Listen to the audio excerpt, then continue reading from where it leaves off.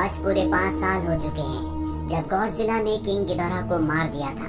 वहीं Skull Island में Kong को दिखाया जाता है, जिस पर मोनार्क ऑर्गेनाइजेशन नजर रख रही होती है ताकि वो इस आइलैंड से बाहर न जाए, क्योंकि अगर वो बाहर गया तो उसके और गॉडजिला के बीच में भयानक लड़ाई हो जाएगी।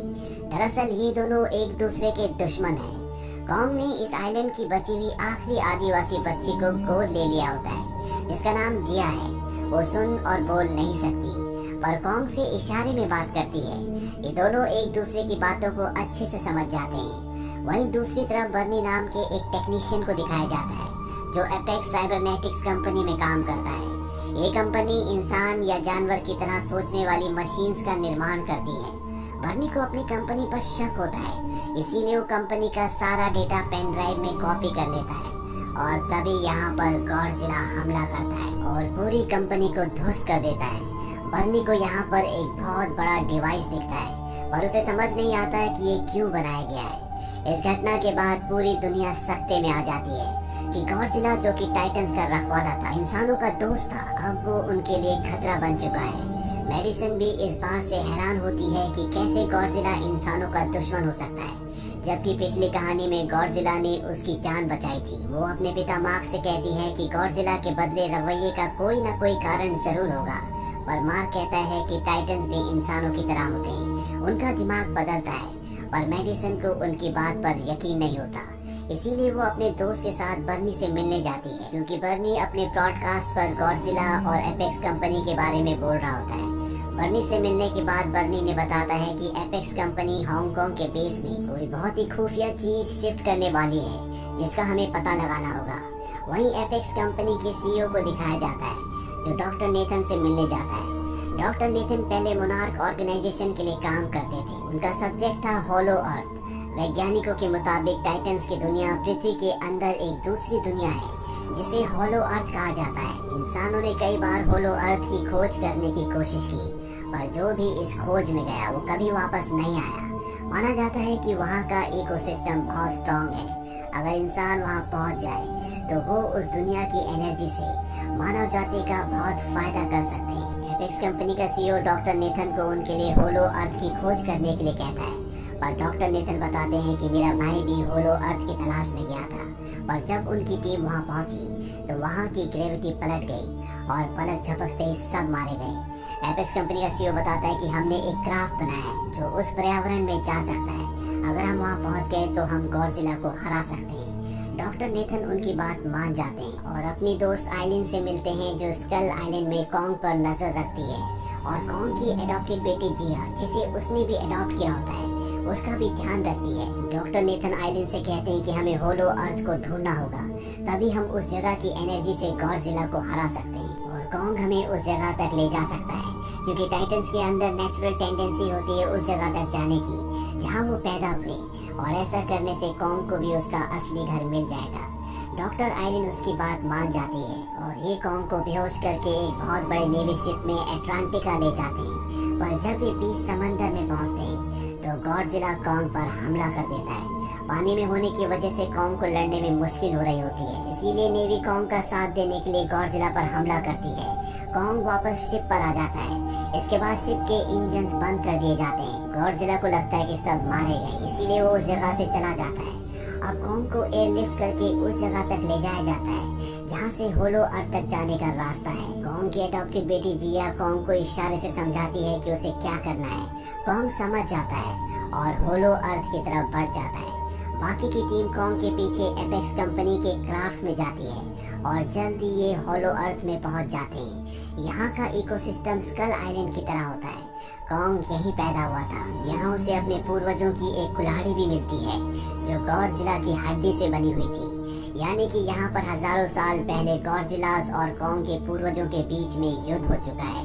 वहीं बर्नी मेडिसन और मेडिसन की दोस्त को दिखाया जाता है, जो हांगकांग में एपेक्स के अंडरग्राउंड सीक्रेट बेस तक पहुंच जाते हैं, जहां पर एपेक्स कंपनी ने एक मैको गॉडजिला बनाया होता है, यानी कि मशीनी गॉडजिला, जिसे किंग गिडोरा की कटी हुई गर्दन से डॉक्टर सेरिजावा का बेटा रेन सेरिजावा टेलीपैथिकली कंट्रोल कर रहा होता है। पर इस मशीनी गॉडजिला को चलाने के लिए जितनी पावर की जरूरत है वो इनके पास नहीं होती, इसीलिए इन्हें होलो अर्थ की एनर्जी की जरूरत है, ताकि वो इस मशीनी गॉडजिला को चला सके और पूरी दुनिया पर अपना कब्जा कर ले। वहीं होलो अर्थ में दिखाया जाता है जहाँ कॉन्ग अपने पूर्वजों की गद्दी पर बैठता है और तभी उसके पास जो कुल्हाड़ी होती है वो चमकना शुरू हो जाती है। कॉन्ग उस कुल्हाड़ी को एक कुल्हाड़ी की शेप के बने हुए सांचे में रखता है और इसके बाद वो कुल्हाड़ी धरती के कोर से रेडिएशन को खींचना शुरू कर देती है और कुल्हाड़ी चार्ज हो जाती है। यहाँ पर इन्हें इस जगह की एनर्जी सोर्स के बारे में पता चल जाता है। यहाँ पर जो एपेक्स कंपनी की टीम होती है वो इस एनर्जी के सैंपल अपने हांगकांग के बेस में भेजना शुरू कर देती है। हालांकि आइलिन उन्हें ऐसा करने से मना करती है पर वो उसकी बात नहीं सुनते। गॉडजिला को यहाँ पर पता चल जाता है कि कोई होलो अर्थ में जाकर एनर्जी से छेड़छाड़ कर रहा है, जिससे वो गुस्से में आ जाता है और वो अपनी एटॉमिक ब्रेथ से धरती पर गड्ढा करना शुरू कर देता है। वहीं धरती के कोर में यानी कि होलो अर्थ में दिखाया जाता है कि एपेक्स की टीम यहाँ से भागने की कोशिश कर रही होती है, पर कॉन्ग को समझ में आ जाता है कि इनके जो इरादे हैं वो सही नहीं है, इसीलिए वो उनके क्राफ्ट को ध्वस्त कर देता है। और अब यहाँ पर गॉडजिला ने ऊपर धरती से होलो अर्थ तक एक गड्ढा कर दिया होता है, जिससे कॉन्ग बाहर निकलता है। उसके सामने गॉडजिला होता है जो हजारों लाखों सालों से एक दूसरे के दुश्मन है। इन दोनों के बीच में एक खतरनाक लड़ाई होती है। गॉडजिला कॉन्ग के ऊपर एटॉमिक ब्रेथ छोड़ता है, लेकिन उसके पास जो कुल्हाड़ी है उसके अंदर भी एटॉमिक पावर है, इसीलिए वो उसकी ब्रेथ को उससे रोक लेता है और उसी कुल्हाड़ी से उस पर एक जोरदार हमला करता है, जिससे दोनों के दोनों दूर जाकर गिरते हैं। पर कॉन्ग अगले पल खड़ा हो जाता है, साथ ही अपनी कुल्हाड़ी भी उठाता है जिसके अंदर अब एटॉमिक पावर नहीं होती, यानी कि उसका चार्ज अब खत्म हो चुका है। गॉडजिला एक बार फिर से उठता है और इन दोनों के बीच में घमासान लड़ाई होती है और इस राउंड में कॉन्ग को गॉडजिला हरा देता है। वो अपना पैर उसके दिल पर रखता है, जिससे कॉन्ग बहुत बुरी तरह से जख्मी हो जाता है और वो बेहोश हो जाता है। वहीं बेस में दिखाया जाता है जहाँ पर बर्नी मेडिसिन और मेडिसिन के दोस्त को एपेक्स के सोल्जर्स पकड़ लेते हैं और अब यहाँ पर जो एनर्जी का सैंपल उन्हें होलो अर्थ से मिला था उससे वो मशीनी गॉडजिला को जगाना चाहते हैं। हालांकि रेन सेरिजावा ने एपेक्स कंपनी के सीईओ को ऐसा करने से मना भी किया होता है, लेकिन वो उसकी बात नहीं मानता और अब ये होलो अर्थ की एटॉमिक एनर्जी के सैंपल से अपनी एनर्जी बना देते हैं और मशीनी गॉडजिला को एक्टिवेट कर देते हैं। रेन सेरिजावा जो कि मशीनी गॉडजिला को गिदोरा की गर्दन के अंदर से टेलीपैथिकली कंट्रोल कर रहा होता है, वो उसे कंट्रोल नहीं कर पाता क्योंकि यहाँ पर एनर्जी बहुत ज्यादा होती है। उस एटॉमिक एनर्जी में वो खुद भी जलकर राख हो जाता है। मशीनी गॉडजिला अब पूरी तरह से आउट ऑफ कंट्रोल हो चुका है। वो एपेक्स कंपनी की सीईओ जिसने इस मशीनी गॉडजिला को बनाया है वो उसे भी मार देता है और अब वो बाहर आ जाता है जहाँ पर असली गॉडजिला भी होता है, जिसे इस मशीनी गॉडजिला का आभास पहले से था, इसीलिए उसने पहले एपेक्स कंपनी के ऊपर हमला किया था और दुनिया ने ये समझ लिया था कि गॉडजिला अब इंसानों के खिलाफ हो चुका है। अब मशीनी गॉडजिला और असली गॉडजिला के बीच में लड़ाई होती है, लेकिन मशीनी गॉडजिला असली गॉडजिला से बहुत ताकतवर होता है। बहुत जल्दी वो असली गॉडजिला को परास्त कर देता है। वहीं कॉन्ग के पास उसकी एडॉप्टेड डॉटर जिया जाती है।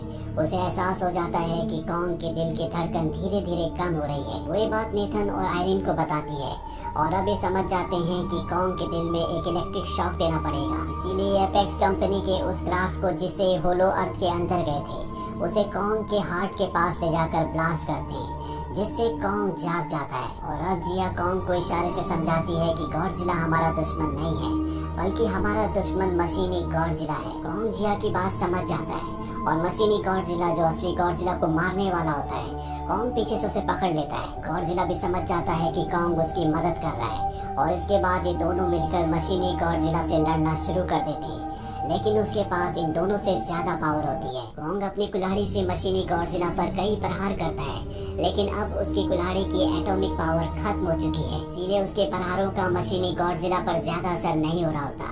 वहीं एपेक्स के बेस में दिखाया जाता है जहाँ पर बर्नी मेडिसिन का दोस्त उस मशीन में पानी डाल देते हैं जिस मशीन से इस मशीनी गॉडजिला को बनाया गया है। वहाँ पर शॉर्ट सर्किट होता है, जिससे मशीनी गॉडजिला का कुछ पलों के लिए ध्यान भटक जाता है और तभी असली गॉडजिला अपनी एटॉमिक ब्रेथ से कॉन्ग की कुल्हाड़ी को चार्ज कर देता है और कॉन्ग उस कुल्हाड़ी से मशीनी गॉडजिला के टुकड़े टुकड़े कर देता है। वो उसकी गर्दन उखाड़ देता है। इसके बाद कॉन्ग और असली गॉडजिला एक दूसरे के सामने होते हैं, पर अब ये एक दूसरे के अस्तित्व को स्वीकृति दे चुके हैं, यानी कि ये दोनों सच्चाई अपना चुके हैं कि कॉन्ग और गॉडजिला दोनों ही इस दुनिया का एक हिस्सा है। गॉडजिला अपनी समंदर की दुनिया में वापस लौट जाता है। वहीं मोनार्क ऑर्गेनाइजेशन को दिखाया जाता है जो होलो अर्थ पर नजर रखने के लिए एक ऑब्जर्वेशन पोस्ट बनाते हैं, क्योंकि कॉन्ग होलो अर्थ में लौट चुका है।